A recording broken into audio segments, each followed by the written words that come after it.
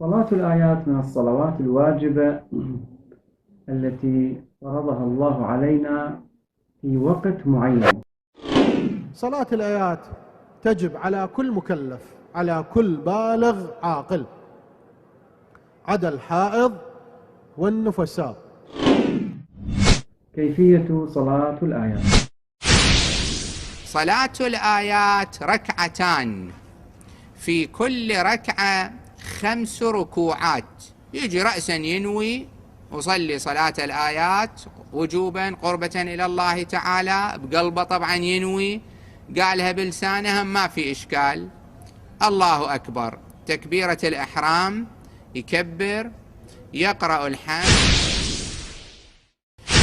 الحمد في الركعة الأولى، ثم يبدأ بسورة، وفرض مثلا سورة إنا أنزلناه، يقول بسم الله الرحمن الرحيم إنا أنزلناه في ليلة القدر، يركع، يوقف، يقول وما أدراك ما ليلة القدر، بعد ما يقرأ الحمد، ويركع، يوقف، يقول ليلة القدر خير من 1000 شهر، يركع، يوقف، يقول تنزل الملائكة والروح فيها بإذن ربهم من كل أمر، يركع، يقول سلام هي حتى مطلع الفجر، يركع وسمع الله لمن حمده وينزل إلى السجود. بالركعة الثانية يسوي نفس الشغلة. الصلاة الصلاة الصلاة. الله أكبر. بسم الله الرحمن الرحيم. الحمد لله رب العالمين، الرحمن الرحيم، مالك يوم الدين، إياك نعبد وإياك نستعين، اهدنا الصراط المستقيم، صراط الذين أنعمت عليهم غير المغضوب عليهم ولا الضالين.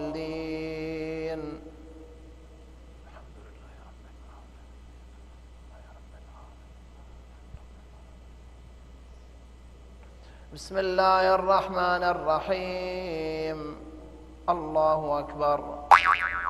سبحان ربي العظيم قل أعوذ برب الفلق. الله أكبر.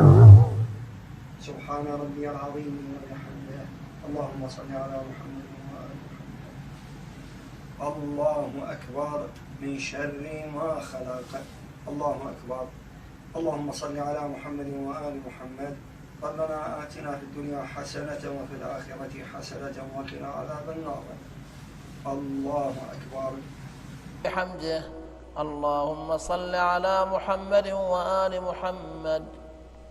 الله أكبر. قل هو الله أحد. الله أكبر. سبحان ربي العظيم وبحمده. اللهم صل على محمد وآل محمد. الله أكبر. ومن شر غاسق إذا وقب. الله أكبر. الله أكبر. الله الصمد. الله أكبر. الله أكبر. ومن شر النفاثات في العقد. الله أكبر. اللهم صل على محمد وآل محمد. رب اغفر لي ولوالدي وللمؤمنين يوم يقوم الحساب. الله أكبر. الله أكبر. لم يلد ولم يولد. الله أكبر.